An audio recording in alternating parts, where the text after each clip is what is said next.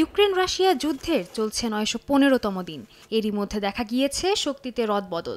এতদিন রাশিয়ার জয়ের পাল্লা ভারী হলেও পাল্টাতে শুরু করেছে দৃশ্যপট। প্রথম দিকে শুধুমাত্র রাশিয়ার আক্রমণ প্রতিরোধ করলেও এবার আক্রমণে মনোযোগ দিয়েছে জেলেনস্কি বাহিনী। দখল করেছে রাশিয়ার গুরুত্বপূর্ণ কুর্স্ক অঞ্চলের অনেকখানি। ইউক্রেনের এই মারমুখী ভঙ্গিকে তাদের বিজয়ের নকশার অংশ বলে দাবি করছেন প্রেসিডেন্ট ভলোদিমির জেলেনস্কি। বিজয়ের এই নকশা মার্কিন প্রেসিডেন্ট জো বাইডেনের কাছে পেশ করার কথাও জানান তিনি। এই পরিকল্পনা বাইডেন গ্রহণ করেন কিনা তার উপর ইউক্রেনের জয় নির্ভর করছে বলেও অভিমত ব্যক্ত করেন তিনি।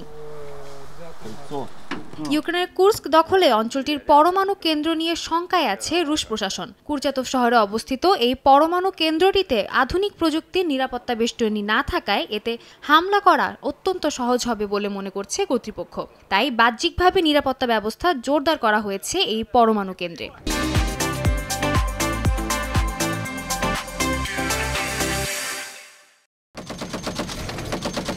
এদিকে দেশ দুটির মধ্যে ক্রমাগত চলছে পাল্টাপাল্টি হামলা। রাশিয়ার কিরোভ ওব্লাস্টে বেশ কয়েকটি তেলের ডিপোতে ড্রোন হামলা চালিয়েছে কিয়েভ। থেমে নেই মস্কো।